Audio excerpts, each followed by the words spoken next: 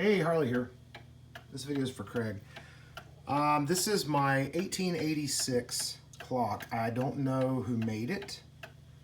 I just know it was my great-great-great-grandmother's wedding present.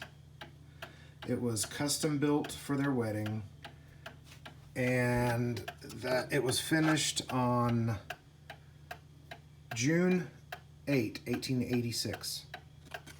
This clock is 132 years old, and it still keeps perfect time. It is exactly 3:09 p.m. as I'm recording this video. Okay, I gotta interrupt myself just for a moment here because some people still may not quite grasp the gravity of the age of this clock. This clock was already around when the light bulb was invented. It was already around when the motion picture was invented. The zipper, the bicycle, airplanes, radio. This clock was already ticking away before any of these were invented. And it works perfectly. It's been restored twice. The first time was sometime in the mid-1950s, I believe they said, where they actually painted the wood brown and they replaced the clock face.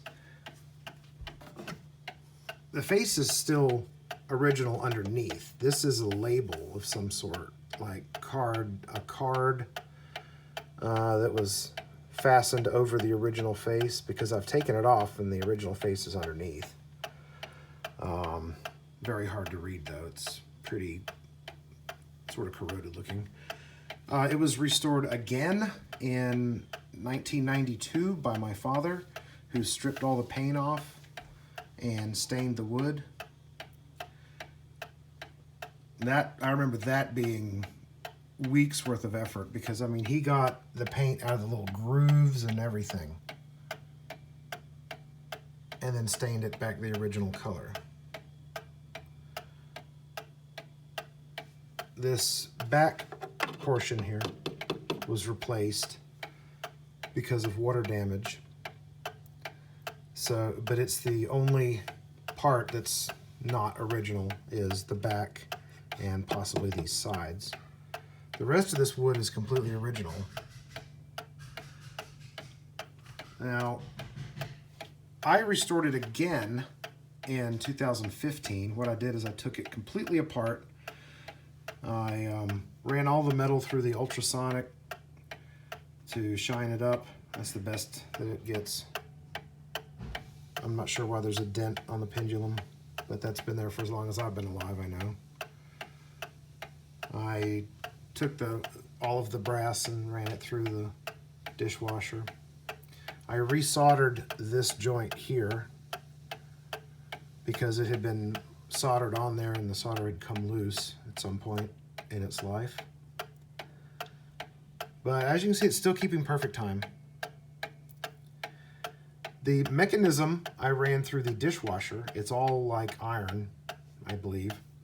It's so old it's hard to tell. But I ran it through the dishwasher and then I sprayed it down with some penetrating oil to sort of protect it, and then I lubricated all the joints and I lubricated the springs because they were a little sort of, I guess, crunchy sounding maybe. They were rubbing as they operated, so every now and then it would make like a clunk because the spring was rubbing against itself. It doesn't do that anymore. Fortunately, this is a replacement glass panel. The original one had some hand-painted scroll work on it that sort of matched this. But when my parents moved, golly, back in the early 80s at some point, this clock was in a box and the movers had not properly packed it and they dropped the box, and the fragile wavy glass on the front got a crack through it. So this is a replacement glass panel. We lived with the crack up until 2015, but at that point I went ahead and had a piece of glass cut to match and replace that. I just farted and it smells really awful in here, so that's important. But the chime works and everything.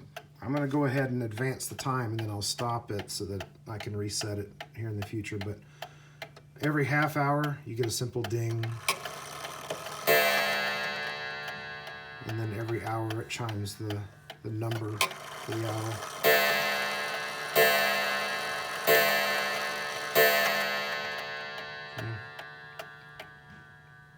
The little knob on the bottom here you can use to fine-tune the timekeeping. It has the original key, which I just realized has text on it. I can't read it though. See if that helps anybody. At least I think it's the original key. It may be a replacement.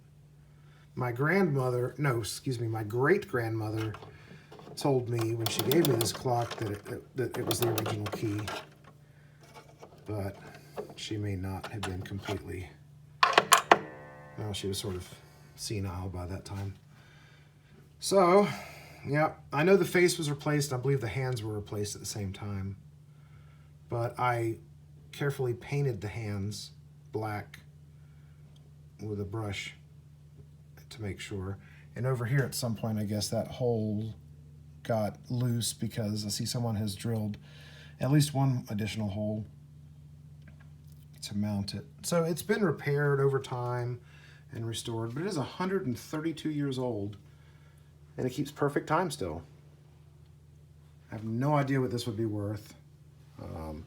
I don't know how much it would have cost, but I do know from family history that it was custom made for my great-great-great-grandmother's wedding in 1886.